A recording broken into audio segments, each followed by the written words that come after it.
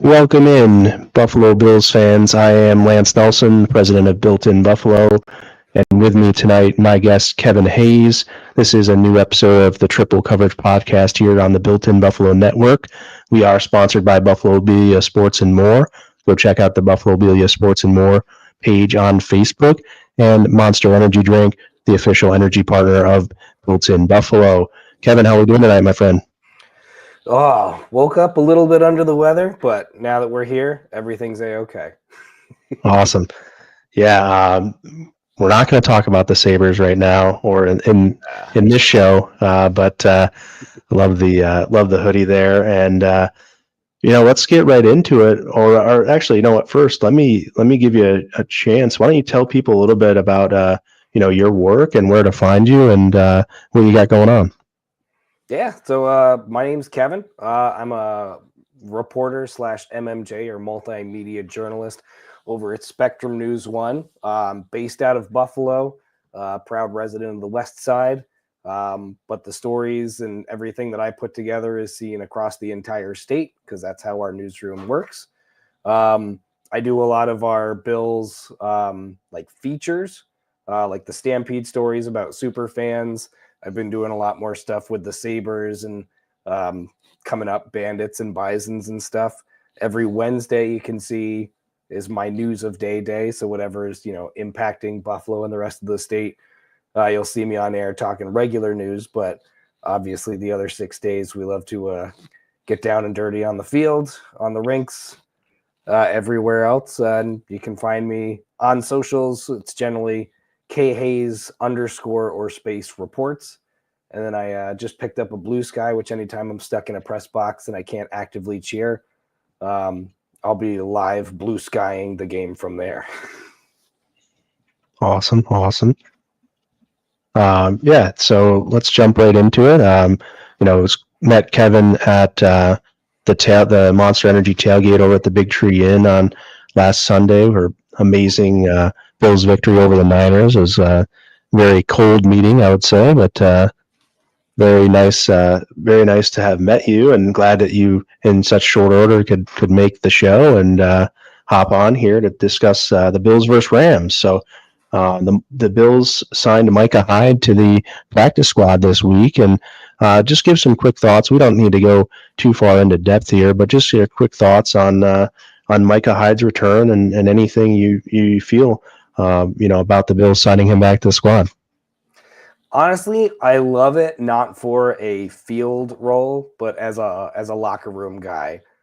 Just the support that this team that's doing just as well without him, not that we don't miss him and love him dearly, but the next man up mentality, Taylor Rapp, even kind of through injuries, has been there. DeMar Hamlin has stepped up. I feel like a lot of people expected him to this season. Is he one of the best safeties in the entire league? Probably not, but he's certainly getting the job done. That defensive backfield looks a little bit different than the Micah Hyde bromance, but getting him back in there, it's going to be a lot of knowledge. We've already seen in some of the off the field stuff that it's not about the ego. He didn't come back just to try and play in the Super Bowl, but he's certainly going to do anything on the field and off the field to try and get the rest of the guys there. So, yeah, I'm down for it, 1,000%. Yeah, I love that he came back. Obviously, a pillar in the community. He's obviously still did his charity softball game, even though he wasn't on the team necessarily. He's still got players to go there and support him. So he's definitely a guy that has a lot of support, not only from the community, but from the guys on the team itself and everyone in the organization, which is nice. So very good that Micah was able to join the Bills and come back here this season. I think that not only a guy like Cole Bishop benefits from his return, but I think that even though DeMar Hamlin and Taylor Rapp have been playing very well, they can still benefit from some nuances and some tutelage from Micah Hyde, who's played at the highest level in that position. So I think that all the guys in the room really benefit from Micah being back. And certainly Cole Bishop's one that's exciting to see with Micah Hyde. He was paired up with him in practice per multiple reports, and I don't think that that's any sort of random act. I think they definitely have a purpose, and they definitely do things with intention. And I think that intention of having Micah and Cole Bishop work together is really going to be fun to see, and see how Cole Bishop can grow throughout the season here, the rest of the season with Micah. And we'll see if his number needs to be called at all. Going down the stretch, I'm sure there's going to be games with the Bills having the division already locked up. If the number one seed is either out of play or within their grasp, they may not need to play their starters all the time. So we're going to see probably some backup folks in throughout the rest of this run here leading up to the playoffs. And, we'll see Cole Bishop get some meaningful snaps, I believe, with Micah Hyde. Tutelage can be very important to Cole Bishop's career and that trajectory. People are already mentioning injury reports. So, we'll say that, Sean McDermott did say that no one is ruled out this week. So it's very nice to see that the Bills are getting healthy. Now, not certain that everyone's going to play. Keon Coleman, questionable. Dalton Kincaid, questionable. Tylen Grable still from IR is questionable, along with Dwayne Carter. And then Quentin Morris also questionable, although he practiced in full today. Taylor Rapp didn't have a designation despite all week practicing in a non-contact jersey. So just open floor to you here. Do you have anything on any of the injuries? What do they mean to you? What are your thoughts on them? And then for the Rams, not too much there. A couple of questionables for Jared Verse, who popped up, and Jackson, the tackle, but they're all going to play. So I think that only notable thing is that Higbee is not going to return. Their tight end's not going to return from IR this week. So anything there, a lot to unpack, but any feelings, quick thoughts on what that means for anybody and any of the injuries? I guess the biggest thing, it is that main takeaway. McDermott saying nobody's ruled out, to be this late in the season, to have the division wrapped up and to be able to have that flexibility to say, all right, we're going to give Keon's wrist an extra couple of days, an extra week or so. Obviously, we're still playing for, trying to catch Kansas City and get that top seed. But when you can, leave Dalton Kincaid out of the mix, also, how does that help when, we're facing opponents later in the season? And if we keep this train rolling, all right, well, you don't have as much film from this year on Dalton. We see him in practice. We see him down at a One Bills Drive, and we see everybody doing their thing. But to have the flexibility there, and I mean, we just, we're talking about Micah Hyde getting added to the depth that you now have. And, the Rams, it's any given Sunday. I think, I don't know what the Vegas odds are on this game, but I imagine that we're expected to win this pretty handily. But yeah, what that does is having the, as we call it in our newsroom, the ouch list. One of our assignment editors always puts it in our group chat and just says ouch. And I always respond with just how much ouch we should really expect based on what we're seeing there. Today I responded, no ouch. This is a good spot to be in, and the fact that nobody's ruled out, but also we don't have to rush anybody back out of those non-contact jerseys back onto the field at this point, especially when you have the looming threat that is that Lions game, which, is it a must win at this point? Probably not. But if you really want to get your best, 11 on offense and 11 on defense, devoid of injury, maybe having people sit an extra week heading out west isn't the worst idea. And this injury report says we can do that. Right. Yeah. Bills are minus 190 according to FanDuel. So whatever sportsbook you want to use, I don't know, but that's the one I saw first. So we'll pick that. But not overwhelmingly, or not too overwhelmingly a favorite, but still expected to win. So, on the road, plus 4.5, I guess, or minus 3.5 according to ESPN, but we'll see where it ends up. I think that most folks expect Bills victory here. The Bills do a lot of the things well that the Rams want to do. So it's going to be some strength on strength when it comes to that. And we're going to get into a little bit more about the game itself in a few. But, Keon, one thing that was interesting, he mentioned, and I forget who exactly posted the video, but he mentioned that they had to go run out in the snow if they dropped passes at practice. And Keon obviously has the wrist injury. He mentioned, he had to go run out in the snow because he dropped some balls. So already having that drop factor be a concern coming into the season here, now having a wrist injury, I definitely think as much time as he can get to rest and make sure he comes back fully healthy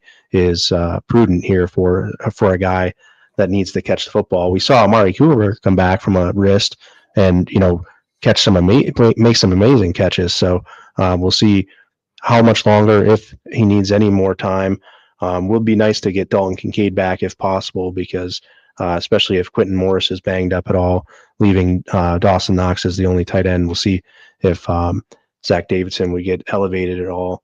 But yeah, I think that it's important, for the Bills to get healthy, like you mentioned, especially for next week, because that's a big game towards trying to get this number 1 seed. If the Bills can win some of these games and prevent another loss in that column, that's going to be a big deal, because they're chasing the Chiefs, who haven't lost many games, and if you can keep winning, maybe the Chiefs do slip up and you end up back in the driver's seat, because after these next 2 games, you have a little bit of breathing room, so to speak, where if you take care of your business, you should be able to win against the Jets and the Patriots. So I'm excited to see how this game turns out, especially.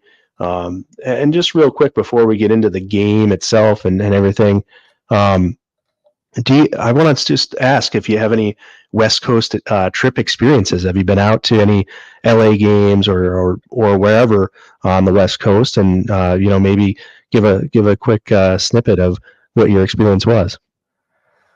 So football, no. I spent 4 years in the Marine Corps, and I was stationed out in Pendleton. This was the latter years, so I still call them the San Diego Chargers from time to time over there at Qualcomm. Been to a couple of baseball games out there, but I haven't had the pleasure to get out to SoFi just yet.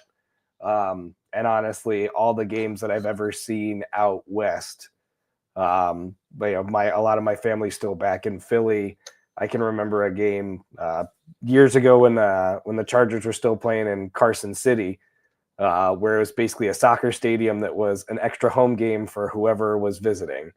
It looks like with the addition of SoFi, everyone who I've talked to who still lives out there, guys who I served with out there, it's a much better attitude towards both of those teams. Having the Rams have, I don't know when they came back from St. Louis, but yeah, I've never been out there for a game myself. It's on my bucket list, but I hear good things. And of course, even just in my office and a lot of the people that I talk to, Mafia travels well. So I can imagine that, if we filled as much of a Seattle stadium as we did, SoFi is going to be a little bit deeper shade of blue and maybe a little bit of red mixed in there. Yeah, for sure. I went to SoFi when the Bills opened the season at the Rams a few years back there, and incredible. First of all, the Bills backers on the West Coast are phenomenal. I was in LA, and then I had to travel up to San Francisco for a conference. So I was, I think it was week 1 against LA, and maybe week 2 was against the Vikings, or maybe I'm mixing up my trips here because I traveled a bit. But I was in San Francisco when the Bills played the Vikings, and that was a terrible letdown game. Actually, the Vikings came back and ended up winning that game. But I was out at a Bills backers place. Everyone was very welcoming, both in LA and San Francisco. So, and the LA backers, man, they put on some parties like on the water, and then there was a tailgate there. There was like a little casino thing, and then a buffet and bands and everything. So it was a great tailgate out there that was put on. And then I was working out at a food and beverage distributor out there, and the contractor that I took to the game with me, we bet $100 on the game, and obviously I took the Bills. So I just remember, that being a cool experience, and then immediately going and playing Texas Hold'em at the little casino thing as I waited for an Uber, and donated that $100 right back to the casino. So definitely a wild time, a cool memory for me. Just, I was traveling for work, so luckily I didn't have to pay for the travel very much. I just had to pay for the ticket to the game, and I was already in the vicinity. So it was a very cool experience, one that I'll never forget. Met some really cool people, just, people from Arizona, people from everywhere. You just meet Bills Mafia all over the place, and obviously this fan base is second to none. So just if you guys do get a chance, please support those local Bills backers out there on the West Coast, because especially in LA, they do a great job providing great atmosphere for people. All right, let's see what we have here from our audience here. Not underestimating Stafford for sure. It'd be a good game. That's fair.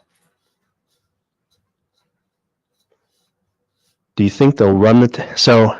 Yeah, I guess through all of that, and I appreciate the comment there, John. Do you think that really is? Do you think that they will run the table? I mean, I think they can, but I do not think they will. I think they lose one game at least down the stretch here. But what do you think, Kevin?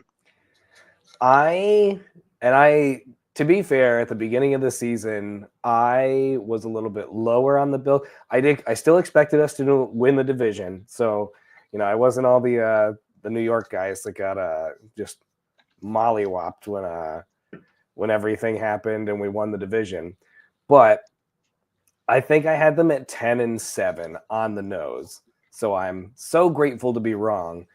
But also those Houston and those Baltimore games being such a kick in the pants that they were, kind of peeking away. I tell people I never bet on a division game, because there's never any given Sunday, and then there's a division any given Sunday. Right. So it doesn't matter what that game looks like on paper. The Jets with a fourth string quarterback could come out of nowhere.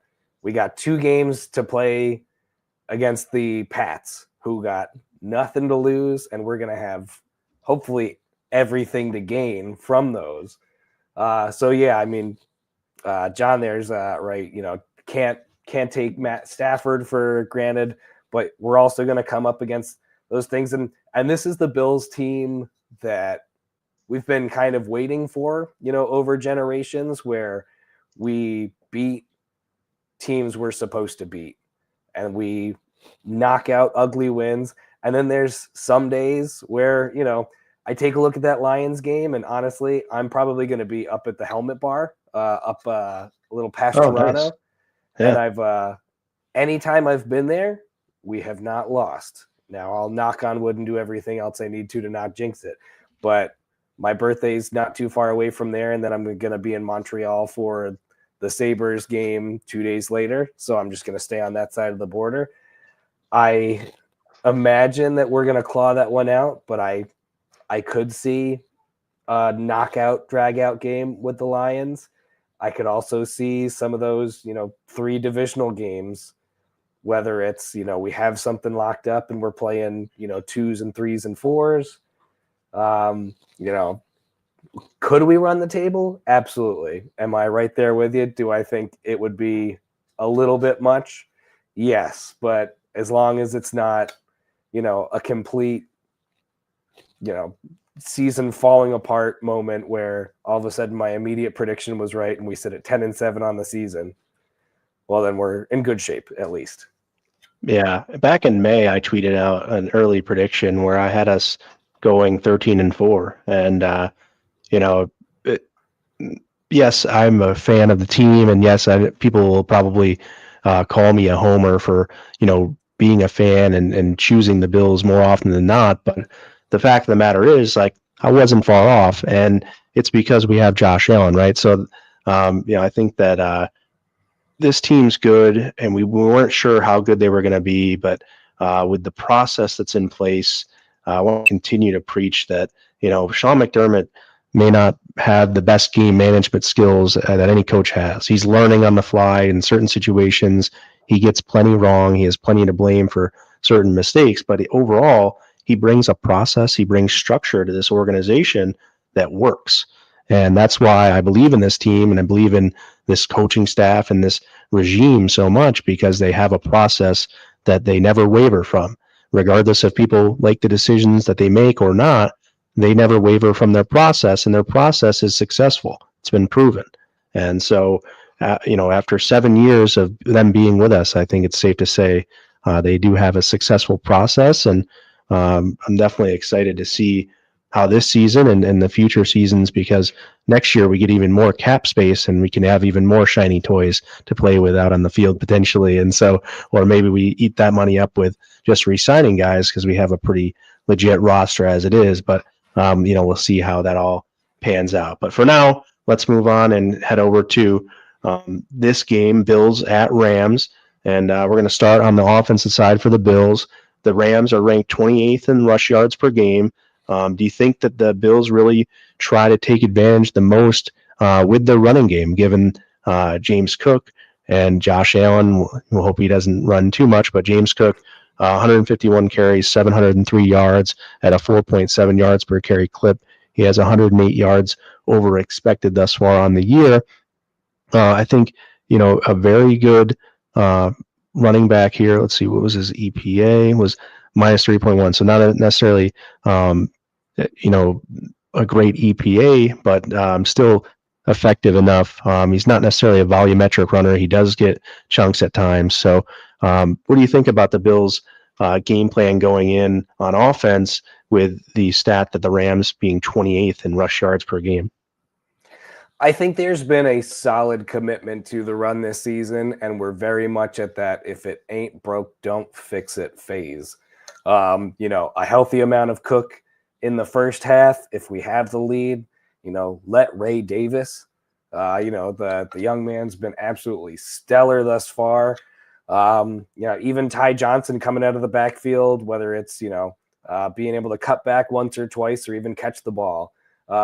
With any luck, we don't need to see Josh use his legs at all. Let the running backs, let those specialty positions do their thing. Is he going to run? Of course he is. He's Josh Allen. If there's a need for him to get it 20 yards down the field, 40, 80 yards down the field, he's going to do it. But I think as long as, that, we talk about, not underestimating Stafford, we also can't underestimate this defense that, this could be the game where the Rams defense wakes up and goes, oh, well, Cook and Davis have been torching people. Maybe they game plan for it a little bit better. We're not in the division. So, I'm going to give them their props without, conceding anything. But I do think that if we keep doing what we're doing and we know we're real good at it, we could see a lot of Cook again. First half Cook, second half Davis, maybe vice versa, just to kind of show some different things. And I could see Ty Johnson. I was gonna say, don't forget about Ty Johnson. He's very much. He has probably the highest yards per carry, although the least amount of attempts. But on the team, he definitely one of those guys. I preached this last season as he was playing, and after Babbage took over and kind of featured him a little bit more, that he just always is falling forward. He's always going forward and getting using his momentum. So I really think that Ty Johnson actually plays a pretty big factor in a game like this on Sunday, where they probably want to keep the ball out of Matt Stafford's hands and play as much ball control as they can. So the three-headed monster in the running back stable is definitely going to get their share of work, and we'll see. I mean, anytime the Bills are inside the 20, Josh Allen can score from anywhere, probably within 40 yards, really, but definitely when you get inside that red zone, he's a threat to take off and be there. So, the Rams defense has a lot of young guys here that are really good. We talked about Jared Verse being questionable but expected to play. He's been very good this season. And you talk about Christian Roseboom, who leads their team in tackles there. Looks like 16th in the overall with qualified defenders in the league with 101 tackles. So, very good, stout, young core of defenders there. Any one guy stand out to you that they kind of have to, really make sure that they get taken care of, that so it doesn't kind of wreck their game plan? I mean, it is a good young group of guys. I think certainly the hole left by Aaron Donald leaving is still being felt, though. I think those guys are, coming into their own with the season, playing that midseason ball. I think it's less on our part about picking one or two of those guys and just making sure that everyone from Dawkins and across the line does their part, because we've seen them. I mean, I'm taking a look at the one stat that sticks out to me like a sore thumb. I know that everybody's talking, the turnovers and everything.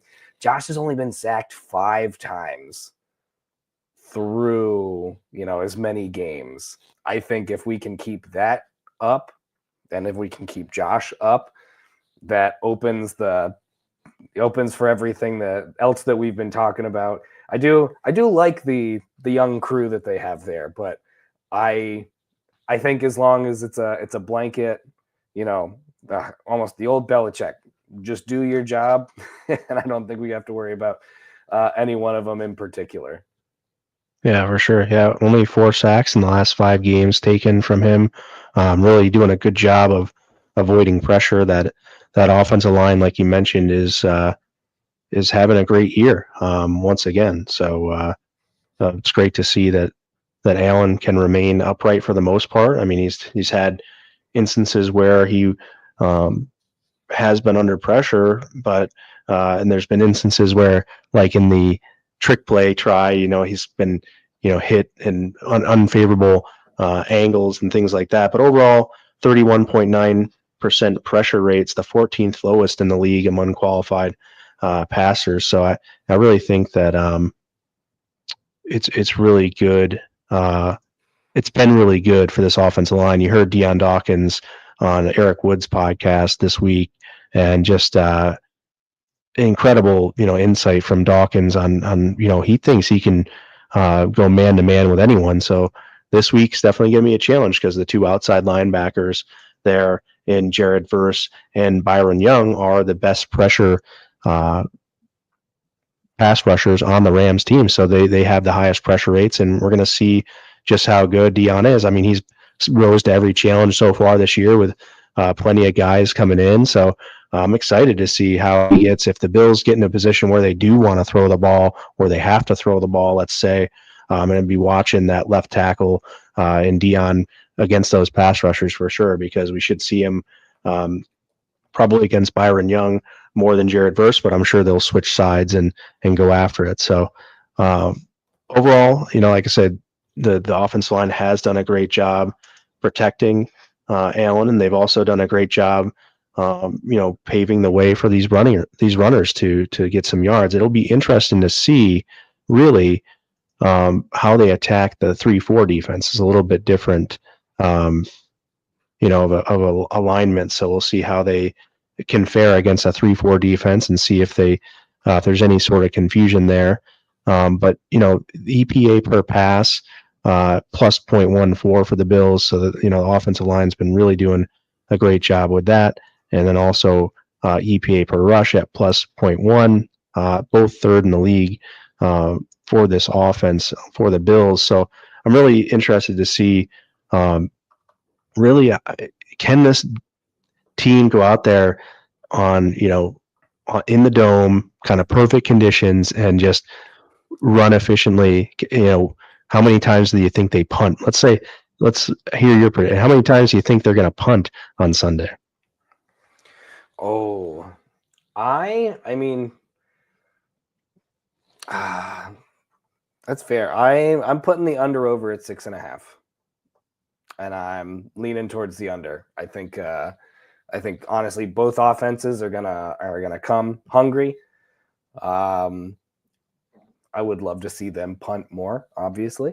But I meant the Bills offense, or the Bills punting. Yeah. So Oh, you know what? I think if they can attack that 28th ranked, rush defense, we could kill out a game clock. Okay. Then in that case, yeah, I'll put the 6 punts Bills, were for both teams, right? You're talking. pretty much.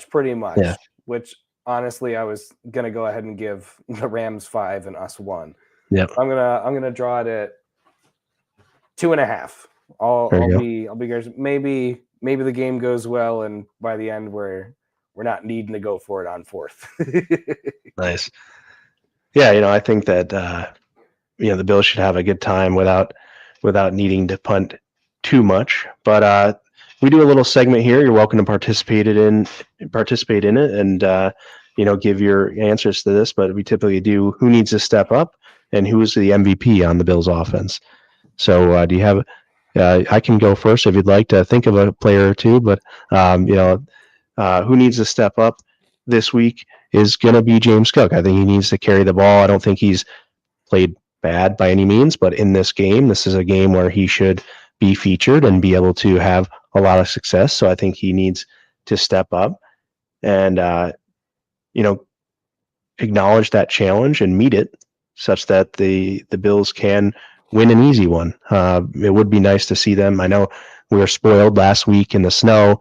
They did also kind of win going away without too much pressure, but this Rams team at 500 should not necessarily be a vaunted challenge for the Bills. Now they did just get healthy, and they are back to basically their full health and their full team. So without Tyler Higbee on the field, but otherwise they have their full complement, and I think that the Bills need to rise to the challenge and meet it. So MVP ends up being Ty Johnson. We talked about him earlier. I think he's going to carry the rock a lot in the second half and be the reason the Bills can go on to victory easily. So who do you got for who needs to step up and who's the MVP on offense? So I think I'd like to see Curtis Samuel step up. I think we're at the point in the season where, we've been living and dying by everybody eats. I think it's now time to start seeing some more of those guys. And we saw a couple of hot flashes from Samuel a couple of games ago. A couple of chunk plays. You got to remember this guy is I think he was a first round talent if I'm not mistaken, Curtis Samuel. But he was a higher draft pick. Mm-hmm. I think starting to see a little bit of what he was originally supposed to bring when we signed him to the roster. Unfortunately, unlike MVS, who's doing, pretty solid things down in New Orleans, I would love to see Curtis Samuel get open, make some more of those chunk plays, and really kind of widen out that, all right, who do we need to take care of? And honestly, depending on, a little bit of what we were talking about with the injuries and everything, I think the MVP is probably going to end up being one of our 3-headed running back, but I would also love to see the Rams overcorrect on the running game. We still have that solid one, but I would love to see Dawson Knox step up and be that MVP. Just, all right, they know our stats aren't that good at the run. So all of a sudden we start, whether it's the play action or just the fact that we've established the run and then get those mismatches with those young kids coming in. All of a sudden, Dawson Knox, hitting 12 yards, 15 yards, a touchdown or two, just to really put the emphasis on, all right, Dalton, we're ready for you when you come back, but Dawson's here, and there's a reason we've loved him for a couple of years now. Yeah, interesting. You mentioned the play action. I'm going to bring in, we have Kevin Masseri here as well to join us. So I'm going to bring him in. And Kevin, welcome in. We're just talking about which player needs to step up on offense and who the offensive MVP may be for this game. So if you want to jump in on that. And then I want to talk about what you mentioned about play action too, after you talk a little bit about who maybe you think needs to step up the most on offense and who will be the MVP for the Bills. I think if you look around, the Rams roster is to me, their defensive roster is a liability. They're very healthy, like the Bills. They just got healthy. You were talking about it with basically only Higbee, who took that horrible shot from the aforementioned safety from the Lions, who's getting a lot of publicity right now. That seems to be a trend with him. So we'll see. It's kind of nervous that he's been trying to take out the player, different tight ends' knees throughout his most recent tenure. The Bills play the Lions next, so that's a little bit concerning. We'll have to keep a monitor on that. But outside of Higbee, they're pretty healthy. I mean, they've been 5-2, and since their pretty terrible start, losing to the Dolphins, so that's interesting. But the Dolphins played very well in that, probably their best game of the year, actually. But right, they've been beat the Niners earlier, right? Yep. So, I mean, you can take something from that Rams offense. If they get going, it's a solid offense. However, the Bills know how to play that scheme. They play it with Mike McDaniel twice a year. They just play Kyle Shanahan, all from the same tree. So ultimately, will they use the same defensive alignment? Totally different than, say, going up against maybe a Derrick Henry and Baltimore offense. You have to think of it a little bit more. The Bills play this offense frequently this year specifically. So we'll see how that amounts to. But the Bills on the MVP side from them, I'm assuming you're talking about from a Rams perspective in the Rams game. Right. In the game. Yeah. Just for the game itself. Yep. Yeah. I mean, I really think the way that they're going to be beat, they've had an issue at corner all season. I really think that in the middle of the field, it's a Khalil Shakir type of game. It's ultimately what you're looking for from the Bills roster. I think it's very exploitable in good weather out in LA. Josh Allen's trying to I think this will be a game where you may see a little bit more stats from him from the gaudy side of numbers rather than just the good off-box score numbers. I think you're going to see Josh Allen throw it a little bit more in this game, in my opinion, against a good Rams defensive line. But outside of that, I don't love a lot of what the Rams do defensively. It's not great, in my opinion. They're right around 17th to 20th in advanced metrics defensively. But they've had some cupcakes in there. So I ultimately think the Bills are going to have to win offensively. I don't know that their defense is going to come and dominate the Rams offense. Puka Nacua and Cooper Kupp are a tough challenge. But the Bills can handle that style of offense in the past. So we'll see. But I'm going with Khalil Shakir to answer your original question. I think that he's the kind of, and Dalton Kincaid looks like he should be ready to go playing in a regular jersey. These are the kind of games, in my opinion, that both of the guys in the middle of the field will have a much more likelihood to dominate than, say, the boundary receivers, but we'll see. Yeah, what do you think about Keon? Do you think he's ready to play, or do you think he gets another week?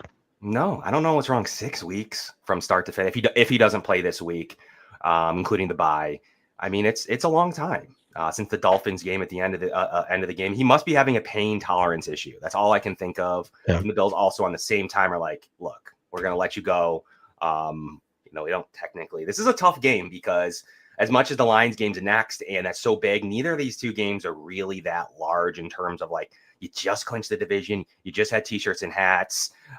It's challenging to go out west in nice weather. And remember that, like, the seeding is in effect here.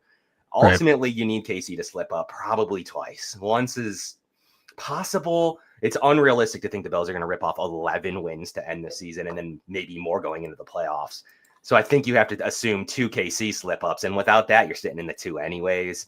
It's going to be tough. I think this is a true trap game from the sense of Josh Allen's MVP numbers might be the only thing holding him up to really need to boost, because ultimately, I mean, I don't know how much a team can care about seeding, and we're going to find that out in the last 5 weeks of the season for sure. I want them to care. I mean, I'd like them to go out there and say, hey, if you get that wild card weekend off, that is going to give you your best chance at success and finally getting over the hump and winning the Super Bowl this year.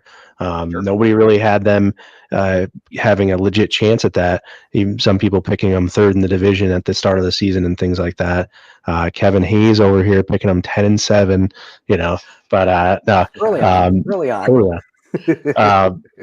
So yeah, it's a really big thing for me. I just really value having that 1 seed, and I know they got a lot of work to do to get it. It's probably, the probabilities and things like that when you run numbers of that nature, having to win so many games in a row to actually accomplish that. But you see KC ran off 11 wins to start the season, right? So, I mean, it's not like it's impossible. It's just a matter of, like, the way the schedule falls and things. You got to get some things to break your way for sure. And I'm not sure that we've seen that sort of luck yet from our beloved Bills here in Buffalo yet. So we'll have to see.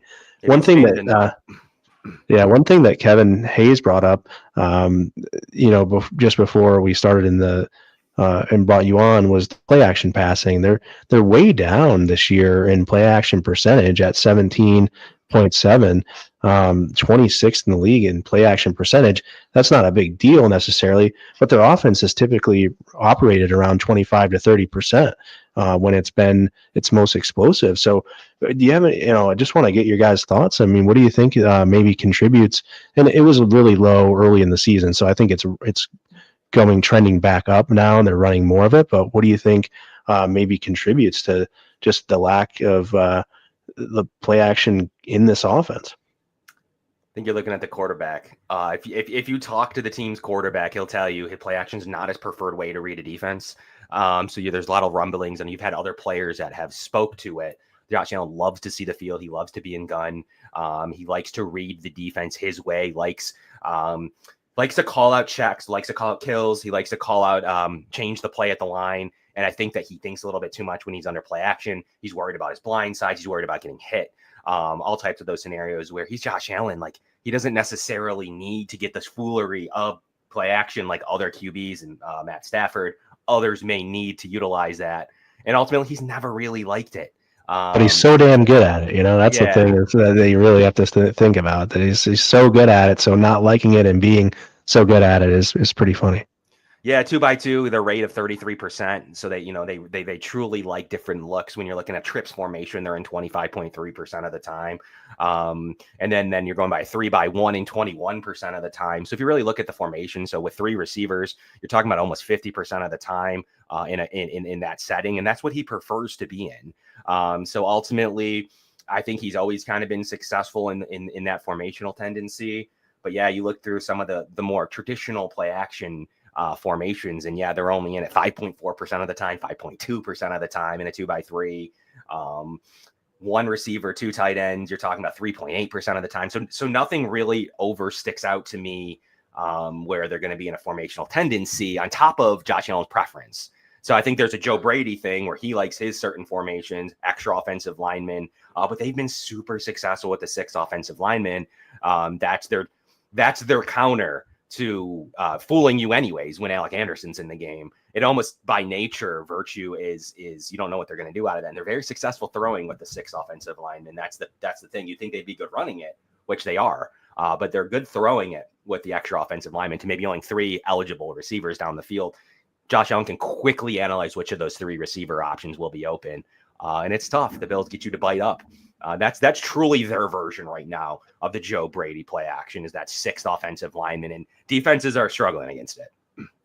I mean, it's another one of those things where if it's not broke, don't fix it. If you don't need the play action in the most traditional of senses, then why are you going to go to it? That's maybe where we could see, if we have to see that later in the season, we might hit some potholes along the way, or it might be one of those things where maybe Joe has some extra play action ready to mix in there for those games that we're going to need to win down the stretch, for those playoff games where teams come into it and go, the Bills, they do that 6th offensive line thing. They don't do the traditional play action.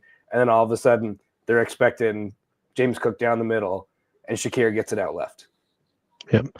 Yeah. And I think, when they're playing some overly aggressive players or defenses, they can maybe go to that. And it's not like they never run it. It's just at a lower percentage than we've seen in the past. And this is Joe Brady's first full year as a offensive coordinator. So it's a difference I noticed in looking at the statistics over the last 4 or 5 years with this offense. So, okay, that we're pretty much done on offense there, unless Kevin, there's anything you want to mention right now, but we pretty much kind of talked through the topics we had on offense. So we're going to move over to the Bills defense here.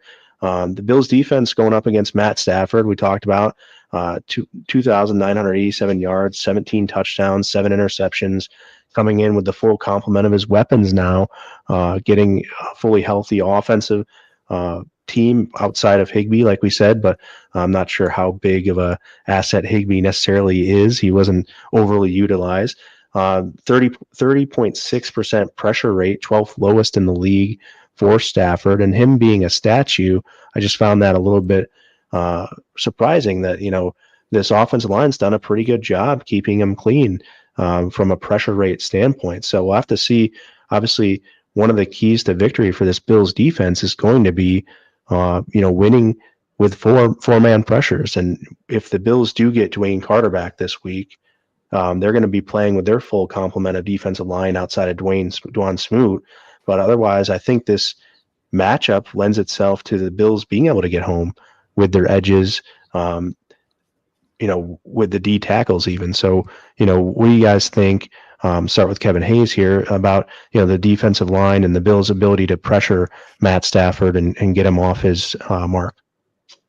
Yeah, I think having those big bodies down in the trenches is certainly going to be something that needs to be a key focus of the defensive game plan going into this week. But it's been, called out a couple times in the comments since we started.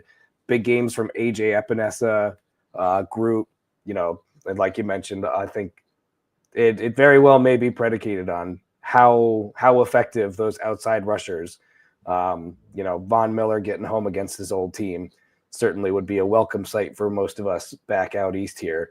But yeah, no, I'd have to agree. I think the edge rush is going to be, bend, don't break, and get to Matt as often as you can. Yeah. What about you, Kevin? I think, if you really look at how Matt Stafford's playing, 20th in the league in total EPA, 8.8 points over expectation isn't great from a quarterback. I would say right now, analytically, he's not playing. I mean, he was missing a complement of his receivers for half the year, roughly, but a total EPA of 8.8, 0.02 point EPA per play. He's playing below average football from a quarterback analytical standpoint. Josh Allen, for instance, is 120 points over expectation. Just for a reference point, playing, you can do the math, 120 total points over expectation compared to 8. So you can kind of see the difference in the play that, 15 times better. So he ultimately, I would say, if you look through some of his other analytics, they don't ring old Stafford to me. 47% success rate. That's not great. His completion percentage is decent. There's definitely, he's got 2.6 seconds time to throw. So that's not terrible, to your point earlier. He takes a little bit to throw the ball, but here's the difference. Their analytics from their offensive line aren't good. I think I just saw Computer Cowboy put out that their offensive line as a cumulative O-line is pretty poor. So maybe some of those sack numbers are inflated in terms of them getting lucky, but from an analytical standpoint, their O-line stinks. So, we'll see if that plays a role at all eventually down the stretch for them. But really, I think it's 27th or 26th best O-line based on a couple of cumulative metrics from the, here we go, pass composite rankings, 27th. PFF actually gives them a 4 out of 100. SIS gives them a 49 out of 50, and pass rush win rate from a pass block perspective, 33%. So some pretty poor overall analytics from their. So the pressure rate, maybe they've gotten lucky in terms of, but from a one-on-one matchup perspective, that's also some alarming statistics for a team that's trying to push against a bad San Francisco team. I don't know how good Arizona is. I still call it one of the Bills' better wins of the season. I think Arizona's decent and have a role at this. And then the Bills crushing Seattle in Seattle. But ultimately, for them trying to go for it, which they could be the best team in this division with San Francisco's injuries. So we'll see. So this week, everybody eats might apply to the defensive line. Yeah. So ultimately, the Rams' offense is good. But Stafford's numbers aren't great and their O-line's not great. So ultimately, Puka Nakua's good and Cooper Kupp's good. Williams' numbers aren't good. He's overutilized. His utilization rate's too low. His success rate's low. They even went to Blake Corum last week for a reason. So to me, it's a good offense that could get clicking at any time. But that O-line, man, I see some true pass rush win rate from the defensive line coming soon because their metrics aren't good. So we'll see if the Bills are able to capitalize that. But if he's going to have that metric with 2.7 seconds holding the ball, which is generally pretty slow, there could be some wins if needed from the Bills D-line. For sure. Yeah. My next topic was about slowing down Kyren Williams. And the more I looked at it as we came up here, I saw, he's a very much a volume runner. He doesn't really have a high clip. He's 4.2 yards per carry, 26th amongst qualifying runners there and running backs. So not a huge home run hitter type of runner, but he definitely gets the volume throughout the season so far, has kind of been that true workhorse. So do you see any of the running back room for LA giving the Bills defense any fits on the ground on Sunday? We'll start with you, Kevin Hayes. I mean, I don't think so, but also we have seen running backs from other teams just all they got to get is one good block. You know, the offensive line for LA might not be playing up to snuff, as it were, but you get one good block and, you know, this defense has been exploited. So it's really going to take those interior guys to really fill up those gaps and make sure that they, you know, don't fall into any bad habits. If they can do that, again, you know, another comment there, Ed Oliver could have a great game. If Ed Oliver steps up, that's one less thing you got to worry about, because between him and everybody in that interior, we know that our exterior, you know, that pressure's going to get in from the outside. But if the bend don't break mentality is really just kind of, all right, you know, don't get duped on that one spot. Don't let somebody gash you for 7-10 yards a piece. That could go a long way towards making sure that, you know, this is an easier game to watch. Yeah, for sure. Andrews coming in. D-line got worked against the run last week. Need to win the line of scrimmage this week, shut down the run in the QB. You know, I know it was in the snow and everything. I understand that it's tough footing, but the Niners ran all over the Bills, but we forced a fumble at the goal line, and we had some fortunate plays in other areas where we were able to not allow San Francisco to take full advantage of their success on the ground. And so, you know, I think that there is a slight worry that, you know, if the Bills are able to get caught in an area here from the Rams offense, is, you know, getting caught with the run. And if they're letting the Rams continuously get into the red zone, Cisco obviously very bad at red zone offense. They've been poor all season. It's shown that you know, one of their biggest faults as a team is red zone efficiency and effectiveness there. So did not look up the red zone stats of the Rams. I'm not sure, Kevin, if you have a way to get that quick, but they're 19th, 53% touchdown rate. Okay. So, I mean, you know, we'll see if the Bills can have that same success if the Rams are able to run between the 20s, you know. And what do you think, Kev, from your perspective on stopping the run game here in LA? Obviously, conditions are going to be complete 180 from what they were last week, and how successful you think these guys can be. And give us your thoughts. I'm not worried about their run game. I mean, they're 12th DVOA running the football. Their offense just in general, like, let's say, they're 12th running the football. Let's look at their total schedule to date, 7th. So they've had a pretty, you know, analytically a tough schedule against other teams' defenses. So the 7th best slew of cumulative defenses the Rams have played. It's decent. Here's an alarming stat as if you're a Rams fan, which is why they probably went to Blake Corum a little bit. Kyren Williams is 113th out of 119th in qualified running backs running the football in total EPA. He is a negative 20 points over expectation. So right. He's playing 20 points worse than the average play every single time he touches the ball.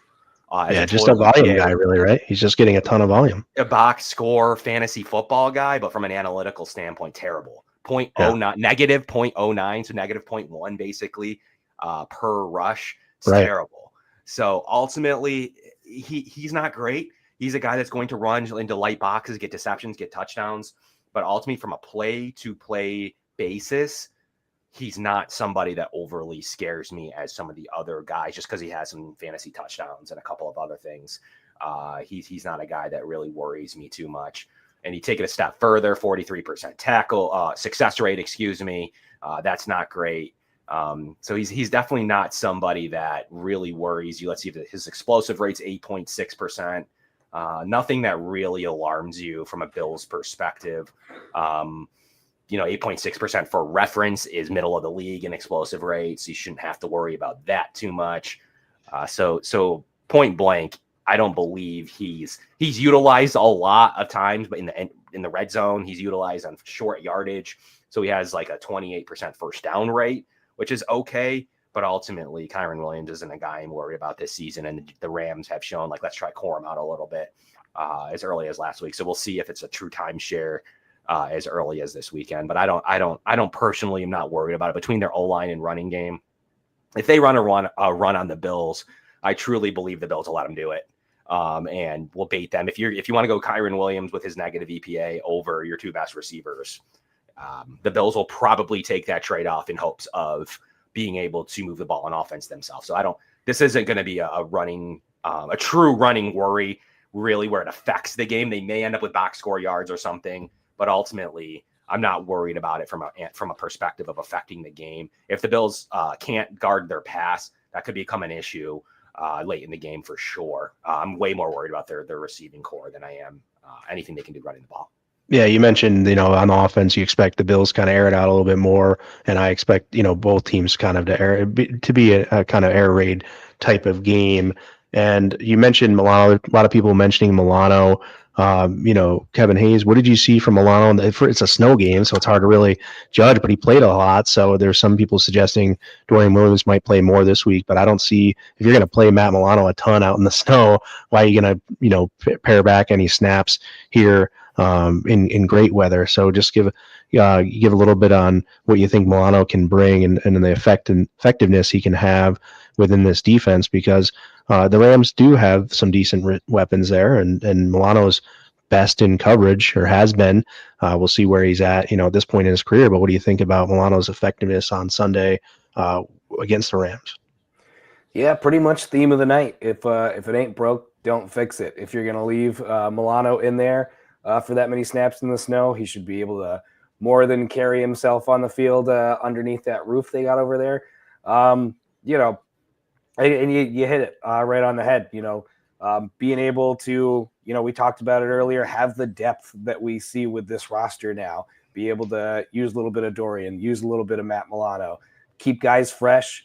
No matter who's back there, having fresh legs is going to be step one to blocking out that middle of the field there and keeping the ball away from, a chunk play by Puka and everything else. I think Matt Milano probably stays on the field as much, if not more so this game, really getting ramped back into that. He's not a guy that wants to come off the field too often. So I see him playing a big factor in this one. And, hopefully, we could see his first turnover of the season, but no matter what he's got to do to lock down, I think he'll be there for it. And I think he's chomping at the bit to stay in the game a little bit more.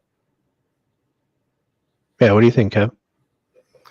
I think, like, if you look through this game from a holistic standpoint, it's like the Rams are good enough to beat anybody. They really are. Like, I wouldn't be shocked if they could beat anyone in their division, to the Packers, to other teams where they've struggled earlier in the year without their full complement. It's a sneaky roster. They're getting healthy too. So from Matt Milano's perspective, I mean, there's no better benefit. He needs to play 100% of the snaps unless it's a blowout. It's beneficial for him to play. I'm glad that I said all week on my show prior that if he's activated, I don't see I even told my co-host, I don't see a pitch count that's weird. You're asking for injury. You're asking for different situations that could happen. The Bills literally didn't play Dorian Williams, which I thought was funny. He's such a liability in coverage. But he's been good against the run. So that's how he's made up for it and gotten all those tackles. But ultimately, you need Matt Milano to get back to his form for this year, for the playoffs, and then into next year to feel good going into OTAs and the summer. I'm not worried about that as much right now, but it's really big for the player because he is pretty signed for next year. You can always move away from a player, but he's definitely the Bills starting linebacking core next year with Terrell Bernard. So ultimately, we need him to play. Dorian's great depth right now. That's about what you're looking for from a depth player.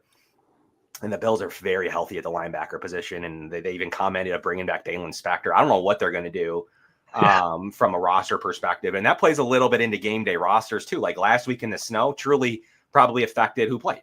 But this, coming weeks by the Lions game, you're gonna have to make some roster moves. They probably don't want to cut Virgil. They probably get claimed. They probably don't want to move away from some of these guys on their roster. So they're kind of hoping it plays itself out, but it hasn't yet in terms of like you need roster spots for Carter. I don't know that they want to cut Jordan Phillips. So wouldn't they cut Quentin Jefferson? I mean, would he be the last man out? I but mean, their snap counts are 50. They're very similar.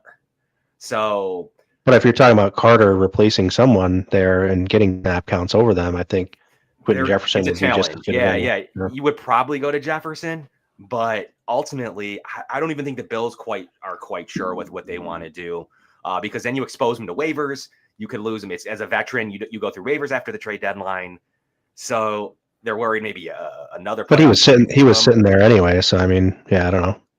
Yeah, like it's still a worry that he's played well enough to play onto a roster because him and Jordan Phillips chose the Bills. Were waived prior to the deadline, though. That was the difference. So they were waived on deadline day, and then went and signed. So now they have to go through a whole waiver priority where both of those players, in my opinion, would get claimed either by a losing team or by a play. So they have to kind of monitor that. And their roster decisions. And based on the rumors, Virgil was poached from the Bills practice squad, and they elevated him to the active roster. So rules would tell you that somebody else would put a waiver claim in for Virgil, what he can do on special teams. He can return. He has some good slot ability. He's been a gunner. He looks pretty good on there. So I don't know that they're interested in cutting him. Bills have some decisions to make. Right now, they're making Jalen Virgil active on game days and not Kyren Williams. So ultimately, Virgil does more for the roster. So what do the Bills do right now, knowing their corner room strong, knowing their linebacker room strong? They got a challenge, Lance, right now with their roster positions.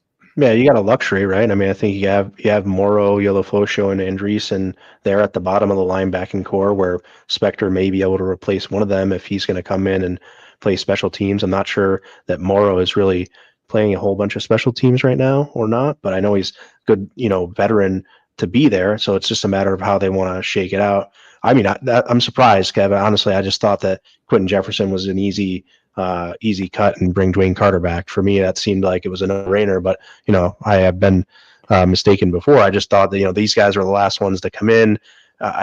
You need to develop your young Dwayne Carter. He started kind of figuring things out. It seemed he's seems just like the better option than Quentin Jefferson. I thought Jordan Phillips had the better play up to now since they've been signed. So I kind of was like, oh yeah, no doubt Carter comes in and you take Jefferson back out and, to say thank you to him. But I don't know.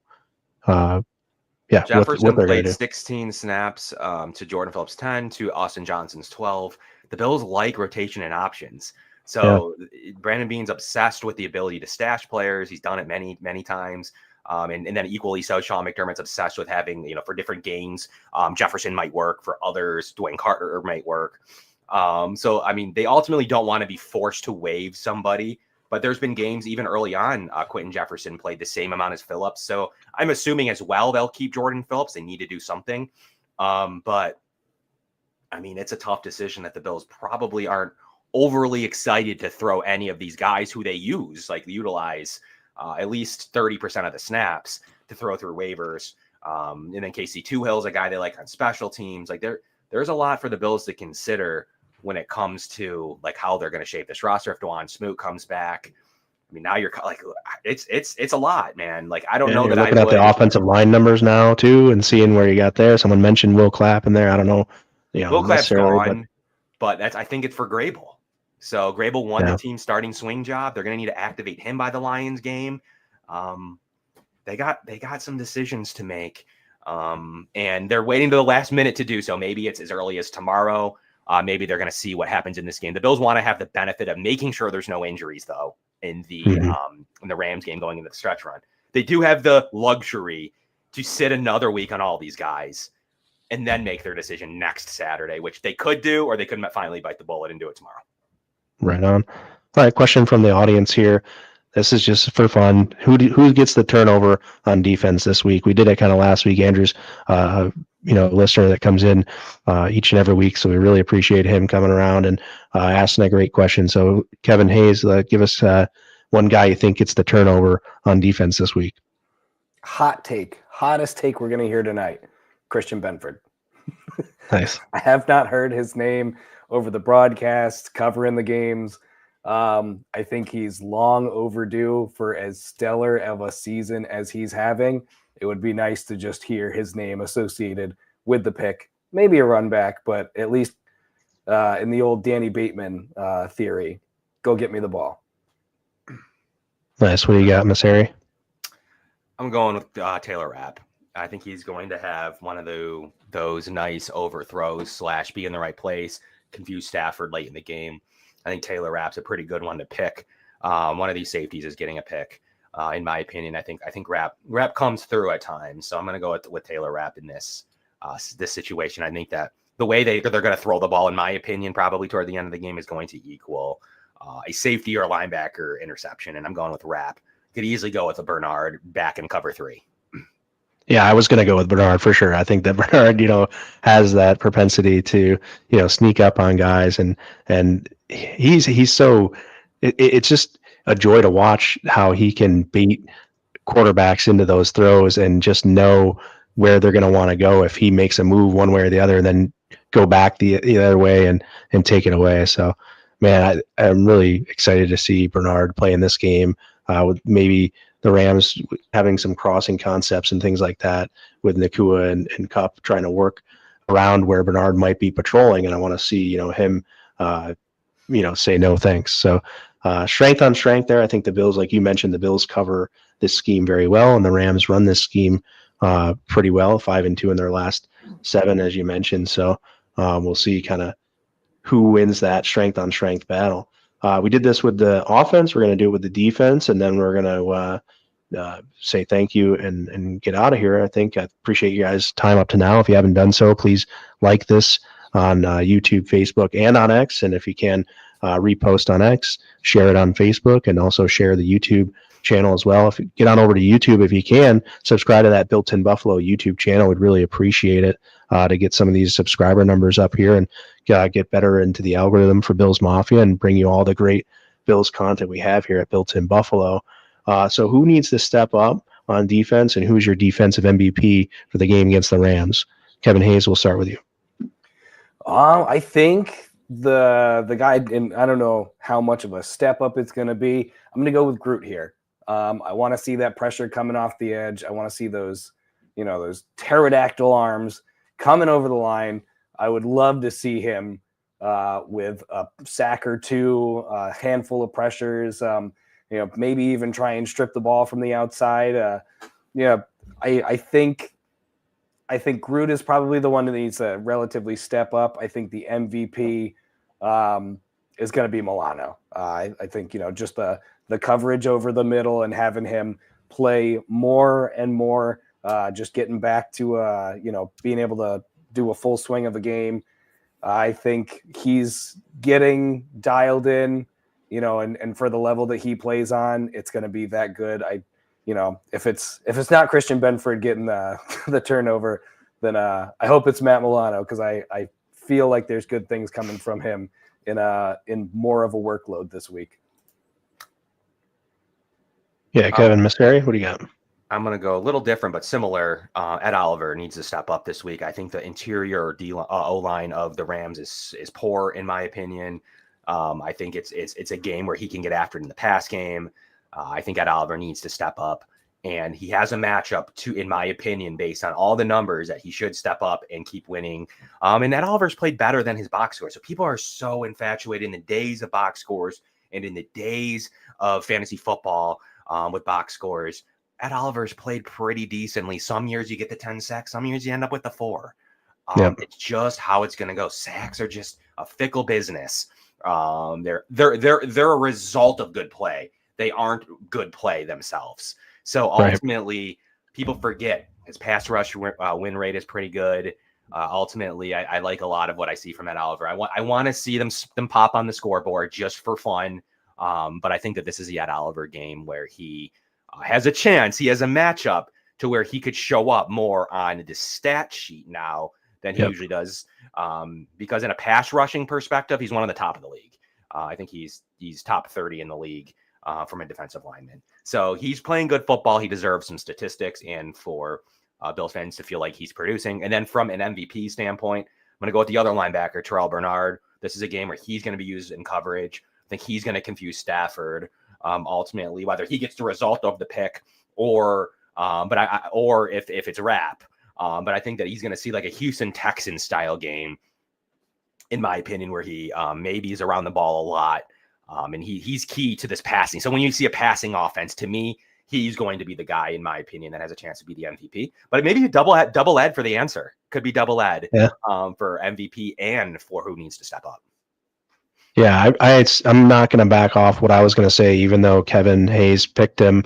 I'm going to also say Groot to step up, just from a standpoint of I just want to see him dominate this game. Come out there and be the game wrecker that we want to see. Show us that you can come out and really, I mean, he's had, I just lost the number in my head here, but he's had, I think, 3 or 4 sacks over the last 4 games here. So he's definitely getting in the stat sheet. I think he's had 3 sacks in the last 4 games, but you really want to see him. It's not step up in the matter of him not having played well the past few weeks. It's a matter of like, this is a game where you mentioned if it's poor offensive line play across from you, go out there and make them pay for their poor play. Go out there and dominate the guy across from you.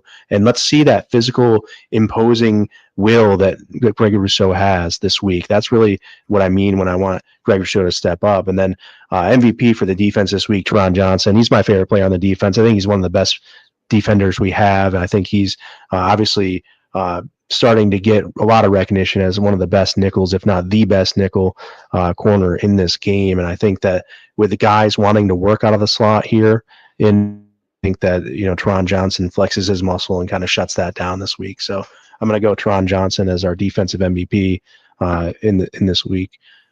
And that about does it for our program this week. I really appreciate you guys hopping in. Kevin Hayes, great meeting you last week at the tailgate, and I appreciate short order just being so willing to join the Built in Buffalo network here and hop on a podcast with us. Really, really grateful for that. Kevin Hayes out at Spectrum News, guys, check him out. And then Kevin Masseri, literally like an hour ago, I was like, hey, bro, like somebody can't make it. Can you come on? And Kevin's gracious to pop on and give us some of your time. So ultimately, just appreciate both of you, and just give a little shout out again, both guys here. We'll start with Kevin Hayes, just to where people you might want people to find you. I guess if you don't want people to find you, that's okay. Keep it low key. But if you want someone to find what you got going on, please just take a minute to tell them right now. No, I got a face for radio, but they let me put it on TV sometimes. Across the socials, it's at @KHayes_ or space reports. And again, I tend to, if I'm in a press box, I'll be live tweeting or live blue skying something. But yeah, no, love coming on. Thanks for having me. I appreciate it.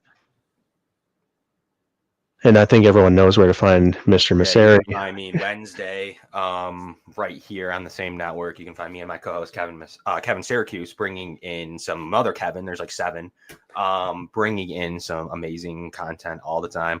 And we try to bring in the best guests from across our rivals, so we actually get some context and we aren't just guessing at what we think no one knows their teams better than them.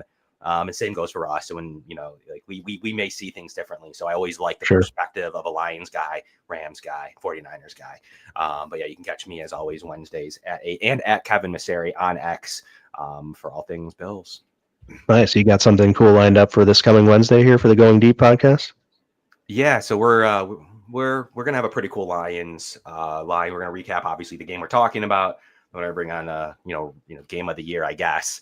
We'll see. I mean, ultimately, it's game of the year, I guess, but it's not any more important than this Rams game, and that's what right. People need to remember. And the Bills do know that, like, 1-1 there doesn't matter which one you're 1-1, but 2-0 is better, and the Rams game is just as important for their standings. Right on. You can find me at Lance Nelson BIB on social medias. I am the president of Built in Buffalo, out and about at the Monster Energy tailgates at the Big Tree Inn on all home games. So go out there to the Big Tree Inn and come and visit me, win some cool stuff. I got koozies and all kinds of cool Monster swag. We're going to do some cooler giveaways too as the season rolls on, and we got a pretty cool thing in store coming up here. So check out the Built in Buffalo Facebook page and more for all of our great content. Again, please like and share and subscribe to our YouTube channel, as we mentioned before. And with that, go Bills.